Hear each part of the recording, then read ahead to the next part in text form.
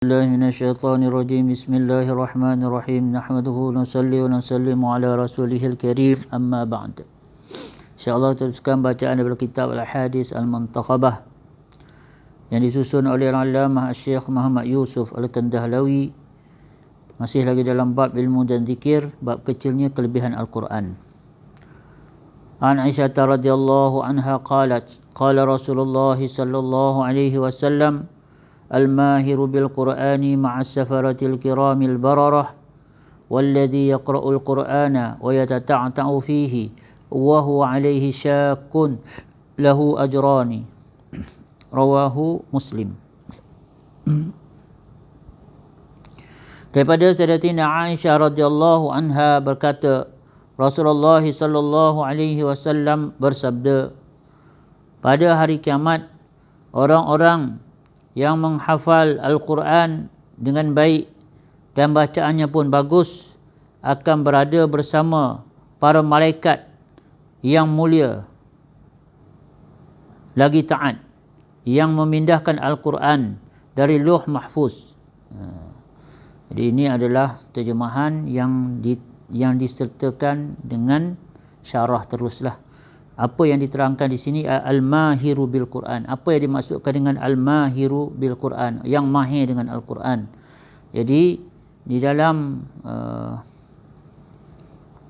hadis ini diberikan terjemahan dengan syarahnya sekali, iaitu yang dikatakan sebagai mahir dengan Al-Quran ialah orang yang menghafal Al-Quran dengan baik dan bacaannya pun lancar, bagus. Maka mereka akan bersama dengan para malaikat yang taat, yang tugas malaikat ini khusus memindahkan Al-Quran dari Lauh Mahfuz ke langit dunia. Walladhi yaqra'ul Qur'ana wa yatata'ta'u fihi wa huwa alaihi syakkun, dan sementara seseorang yang tersekat-sekat dalam membaca Al-Quran dan dia bersusah payah membaca Al-Quran tadi, lahu ajrani, bagi dia mendapat 2 ganjaran. Hadis riwayat Muslim, hadis sahih riwayat Muslim. Jadi keterangan.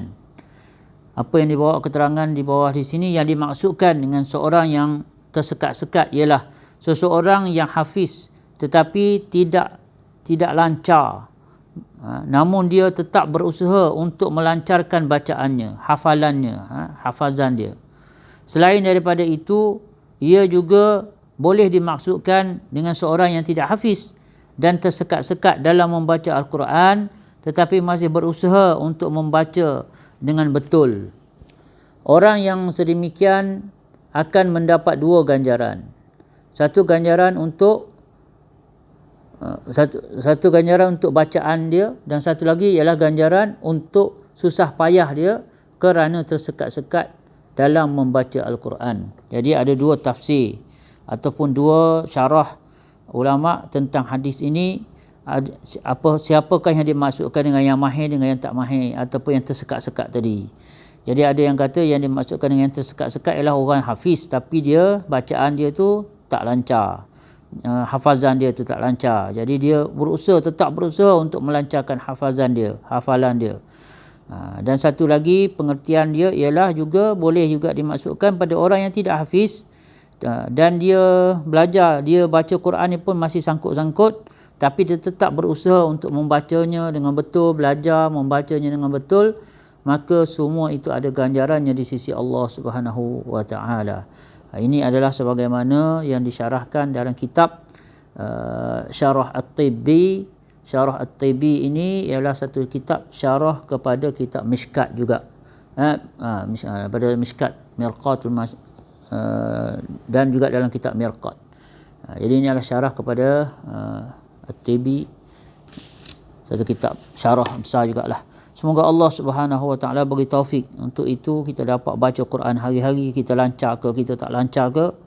Yang penting kita tunjukkan pada Allah kesungguhan kita untuk baca Al-Quranul Karim, sungguh-sungguh belajar Al-Quranul Karim, sungguh-sungguh nak betulkan bacaan Al-Quranul Karim, sungguh-sungguh, dan kita nak istiqamah untuk baca dan belajar tentang Al-Quran ini sungguh-sungguh. Semoga Allah SWT berikan pada kita sama ada jadi al-mahir, orang yang mahir dianggap sebagai kategori yang mahir dengan Al-Quran, ataupun Allah Ta'ala letak kita dalam kalangan kategori yang bersungguh-sungguh dengan Al-Quran.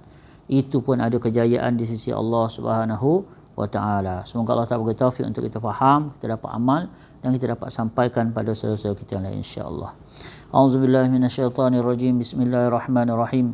Alhamdulillahi rabbil alamin, hamdas syakirin wa syukru lahu syukrul hamidin. Allahumma salli ala sayyidina Muhammadin wa ala alihi wa sahbihi ajma'in.